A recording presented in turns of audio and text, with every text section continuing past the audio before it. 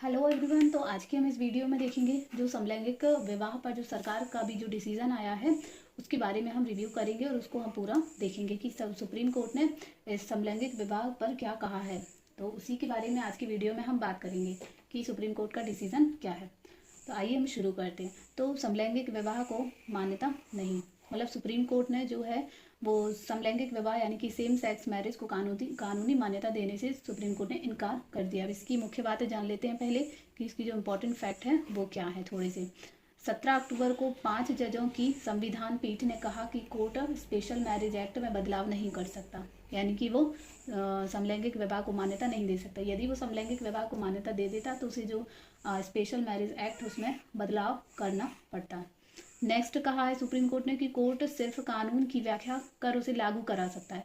Court ने यह भी कहा है कि वो कानून की व्याख्या कर सकता है, कानून नहीं बना सकता है, क्योंकि ये समलैंगिक विवाह को यदि वो मान्यता दे देता तो एक प्रकार का कानून बन जाता, जिससे कि आगे जाके कुछ परेशानियां हमें देखने को मिल सकती थी। और चीफ जस्टिस DY चंद्रचूड़ ने यह भी कहा है कि स्पेशल मैरिज एक्ट के प्रावधानों में बदलाव की जरूरत है या नहीं, यह तय करना संसद का काम है। उन्होंने ये कहा है कि इन्होंने मतलब एक तरीके से ये संसद के ऊपर छोड़ दिया है कि इसमें बदलाव करना है या नहीं करना, ये संसद कर सकती है। सुप्रीम कोर्ट का काम सिर्फ कानून की व्याख्या करना है, यानी कि सेम सेक्स मैरिज को कानूनी मान्यता देने से इनकार कर दिया। अब हम देखते हैं कि इसमें कौन कौन से जो 5 जजों की जो पीठ थी उसमें से कौन कौन थे। उनमें से पहले थे चीफ जस्टिस DY चंद्रचूड़, उसके बाद थी जस्टिस हेमा कोहली, जस्टिस संजय किशन कौल, उसके बाद जस्टिस रविंद्र भट्ट और जस्टिस PM नरसिम्हा की संविधान पीठ ने इस मामले की सुनवाई की थी। नेक्स्ट देख लेते हैं कि क्या था मामला, आखिर ये पूरा मामला कहाँ से शुरू हुआ था। तो दरअसल सेम सेक्स मैरिज का समर्थन कर रहे याचिकाकर्ताओं ने इसे स्पेशल मैरिज एक्ट के तहत रजिस्टर्ड करने की मांग की थी, यानी कि जो इसके समर्थन में थे उन्होंने स्पेशल मैरिज एक्ट के तहत मतलब इसको इस मैरिज में रजिस्टर करने की मांग की थी। यानी कि देखा जाए तो उन्होंने कहा था कि जो सेम सेक्स मैरिज है उसको भी मान्यता दी जाए भारत में। वही केंद्र सरकार ने इसे भारतीय समाज के खिलाफ बताया था। अब उस समय केंद्र ने इसे मना कर दिया था, तो ये सुप्रीम कोर्ट में जाता है ये मामला।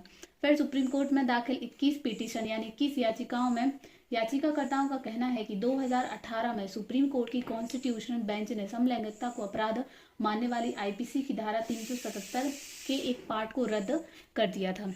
तो ये था पूरा मामला। नेक्स्ट इसमें देखते हैं कि जो सुप्रीम कोर्ट के जो फैसले की जो मुख्य 3 बड़ी बातें हैं उनको एक बार देख लेते हैं कि इनमें 3 मुख्य पॉइंट क्या थे। पहला था कि शादी, सुप्रीम कोर्ट ने कहा है कि शादी जो है वो मौलिक अधिकार नहीं है, यानी कि समलैंगिकों के लिए शादी मौलिक अधिकार है या नहीं, इसे लेकर भी सभी 5 जज सहमत देखे। CGI ने कहा कि संविधान ने शादी को मौलिक अधिकार नहीं माना है। जस्टिस कौल, जस्टिस भट्ट और जस्टिस नरसिम्हा इस बात से सहमत थे। उन्होंने कहा है कि शादी मौलिक अधिकार नहीं है, यानी कि ये शादी को ये मतलब किसी भी प्रकार की शादी को मान्यता देना ये ज़रूरी नहीं है। और इसका जो अधिकार है, क्योंकि जो सुप्रीम कोर्ट होता है वह मौलिक अधिकारों की सुरक्षा करने के लिए बाध्य है। चूंकि ये मौलिक अधिकार नहीं है तो सुप्रीम कोर्ट इसके लिए बाध्य नहीं है कि वो इसे मान्यता दे। नेक्स्ट पॉइंट है समलैंगिक क्या शादी कर सकते हैं। अब क्वेश्चन था कि अब सुप्रीम कोर्ट ने तो मना कर दिया, इससे कि इनकार कर दिया, अब ये फैसला संसद करेगी। तो क्वेश्चन उठता है कि क्या समलैंगिक जो है वो शादी कर सकते हैं। तो जस्टिस भट्ट, कौल और नरसिम्हा ने कहा कि शादी ना करने देने का कोई उचित कारण नहीं है। जस्टिस भट्ट ने कहा कि क्वीर कपल को बिना डिस्टर्ब हुए साथ रहने का अधिकार है। मतलब उन्होंने एक तरीके से ये बोल दिया कि शादी वो कर सकते हैं, शादी ना करने का कोई उचित कारण नहीं, कर सकते हैं और साथ रह सकते हैं। मतलब उन्होंने उन्हें परेशान ना करने का एक वो दिया। फिर समलैंगिक बच्चा गोद ले सकते हैं या नहीं। 5 में से 3 जजों ने ना कहा। CGI ने कहा कि क्वीर कपल को बच्चा गोद लेने का अधिकार है। जस्टिस कौल इस जजमेंट के समर्थन में थे, लेकिन जस्टिस भट्ट ने असहमति जताई और कुछ चिंताएं व्यक्त की। जस्टिस नरसिम्हा और जस्टिस हेमा कोहली ने जस्टिस भट्ट के साथ सहमति व्यक्त की। तो ये कुछ 3 मुख्य बातें थीं। नेक्स्ट जो है उसमें देखेंगे कि सुप्रीम कोर्ट ने और क्या कहा है। सुप्रीम कोर्ट ने एक वाक्य कहा है कि होमोसेक्सुअलिटी सिर्फ अर्बन एलीट क्लास या अच्छी अंग्रेजी बोलने वालों तक सीमित नहीं है, बल्कि गांव में खेती करने वाली महिलाओं में भी हो सकती है। इसका थोड़ा सा हम डिस्क्रिप्शन देखें, थोड़ा सा इसको एलोबरेट करें तो ये है कि जस्टिस जो चंद्रचूड़ हैं उन्होंने इसमें ये भी कहा है कि जो होमोसेक्सुअलिटी है, क्वीरनेस है, सिर्फ अर्बन एथलीट लोगों में नहीं है। और उन्होंने ये कहा है कि ऐसा सोचना कि क्वीर लोग सिर्फ अर्बन या एलिट क्लासेस में ही होते हैं, ये बाकियों को मिटाने जैसा है। शहरों में रहने वाले सभी लोगों को क्वीर नहीं कहा जा सकता, और क्वीरनेस किसी की जाति या क्लास या सोशल इकोनॉमिक स्टेटस पर निर्भर नहीं करता। ये कहना भी गलत है कि शादी एक स्थायी और कभी ना बदलने वाला संस्थान है। विधान पालिका कई एक्ट्स के जरिए विवाह के कानून में कई सुधार ला चुकी है। उसके बाद उन्होंने ये कहा, फिर अब इसमें जो चंद्रचूड़ है CGI, उन्होंने ये भी कहा कि हर व्यक्ति को अपने पार्टनर को चुनने का अधिकार है। कुछ उनकी मुख्य बातें देख लेते हैं कि जो CGI ने जो मुख्य बातें कही हैं कि उन्होंने क्या कहा। उनका ये था कि हर व्यक्ति को अपने पार्टनर को चुनने का अधिकार है। फर्स्ट नंबर पर उन्होंने कहा कि चीफ जस्टिस ने कहा कि ट्रांसजेंडर महिला को एक पुरुष से शादी करने का अधिकार है, उसी तरह ट्रांसजेंडर पुरुष को महिला से शादी करने का अधिकार है। हर व्यक्ति को अपने पार्टनर को चुनने का अधिकार है, वो अपने लिए अच्छा बुरा समझ सकते हैं। दूसरे नंबर पर उनका एक कथन था या उनका एक तथ्य है कि आर्टिकल 15 है वो सेक्स ओरिएंटेशन के बारे में भी बताता है। हम सभी एक कॉम्प्लेक्स सोसाइटी में रहते हैं, एक दूसरे के प्रति प्यार और सहयोग ही हमें मनुष्य बनाता है। हमें इसे देखना होगा। इस तरह के रिश्ते अनेक तरह के हो सकते हैं। हमें संविधान के भाग जो 4 है उसको भी समझना होगा।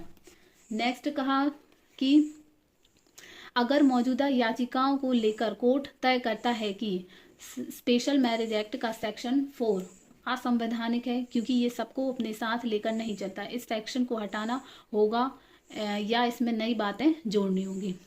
नेक्स्ट कहा कि अगर स्पेशल मैरिज एक्ट को ख़त्म कर दिया जाए तो ये देश को आज़ादी से पहले के समय में ले जाएगा। अगर कोर्ट दूसरी अप्रोच अपनाता है और इसमें नई बातें जोड़ता है तो वह विधान पालिका का काम करेगी। अब इसमें एक फैक्ट है कि जो विधान पालिका यदि स्पेशल मैरिज एक्ट को ख़त्म कर दिया जाए और अगर कोई अपराध नई अप्रोच को अपनाता है या कोई नई बातें जोड़ता है तो एक विधान पालिका को, जो न्यायपालिका है वो विधान पालिका से एकदम अलग है। ये संविधान में भी है कि विधान परिषद या विधान पालिका जो है वो अपना काम करेगी और जो न्यायपालिका है वो अपना काम करेगी। तो इसमें कोई किसी के काम में दखल नहीं दे सकता। तो ये काम सुप्रीम कोर्ट ने संसद पर छोड़ दिया है।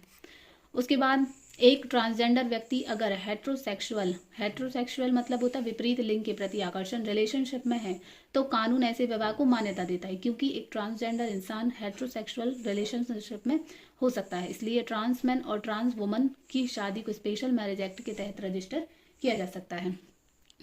नेक्स्ट जो सुप्रीम कोर्ट ने का केंद्र और राज्य सरकारों को कुछ निर्देश दिए। उन्होंने मान्यता देने से तो इनकार कर दिया, लेकिन उन्होंने केंद्र सरकार और कुछ राज्य सरकारों को कुछ निर्देशन दिए हैं। तो क्या है कि केंद्र और राज्य सरकारें सुनिश्चित करें कि समलैंगिक जोड़ों के साथ भेदभाव ना हो, और कहा कि लोगों को उनके प्रति जागरूक करें, उनकी सहायता के लिए हेल्पलाइन बनाई जाए। किसी बच्चे का सेक्स चेंज ऑपरेशन तभी हो जब वह इसके बारे में समझने योग्य हो। किसी को जबरन सेक्स प्रवृत्ति में बदलाव वाला हार्मोन ना दिया जाए। उन्हें उनकी मर्जी के खिलाफ परिवार के पास लौटने के लिए मजबूर ना किया जाए। ऐसे जोड़ों के खिलाफ FIR प्राथमिक जांच के बाद ही दर्ज हो। और ये जो कमेटी होगी वो जो उन्होंने एक कमेटी बनाने का भी एक निर्देश दिया है। ये कमेटी जो होगी वो सेम सेक्स कपल की परेशानियां देखेगी, लेकिन ये उनकी शादी की मान्यता के मामले में दखल नहीं देगा। तो ये सुप्रीम कोर्ट में कहा है केंद्र सरकार के लिए। इसके बाद जो सुप्रीम कोर्ट में याचिकाओं के बाद और इस पर जो सॉलिसिटर जनरल है तुषार मेहता, यानी कि सुप्रीम कोर्ट में सॉलिसिटर जनरल तुषार मेहता ने कहा कि कई समस्याओं का हल तलाशने के लिए कमेटी बनाने को तैयार है। और मेहता ने यह भी कहा कि यह कमेटी इन कपल की शादी को कानूनी मान्यता देने के मुद्दे में दाखिल नहीं होगी। समस्याओं को लेकर याचिकाकर्ता अपने सुझाव दे सकती है। वो हमें बताएं कि क्या कदम उठाए जा सकते हैं। यानी कि जो तुषार मेहता ने जो कमेटी बनाने को बोला उसमें उन्होंने ये भी बोला है कि जो सेम सेक्स कपल है वो उन्हें बताएं कि वो कैसे कदम उठा सकती है। सरकार इस पर सकारात्मक होगी। हाँ, ये बात ज़रूर है कि इस मामले में एक नहीं बल्कि ज़्यादा मंत्रालयों के बीच तालमेल की ज़रूरत होगी। और उसके बाद जो जो जस्टिस PM नरसिम्हा हैं, PM नरसिम्हा ने भी एक वाक्य बोला। उन्होंने कहा कि समलैंगिकों के रिश्ते को शादी के रूप में मान्यता देने की जरूरत नहीं है। 2 लोगों के जुड़ाव को शादी के बराबर नहीं माना जाना चाहिए। और सुप्रीम कोर्ट ने केंद्र सरकार से इसमें ये भी पूछा कि अगर ज्यूडिशरी इसमें एंट्री करती है तो यह एक कानूनी मुद्दा बन जाएगा। सरकार बताए कि वह इस संबंध में क्या करने का इरादा रखती है और कैसे वह लोगों की सुरक्षा और कल्याण के लिए काम कर रही है। समलैंगिकों को समाज से बहिष्कृत नहीं किया जा सकता। तो ये था पूरा डिसीजन सुप्रीम कोर्ट ने जो भी उन्होंने बोला इसके बारे में। और अगर ये वीडियो आपको पसंद आया हो तो प्लीज़ वीडियो को लाइक करें, हमारे चैनल को सब्सक्राइब करें। Thank you.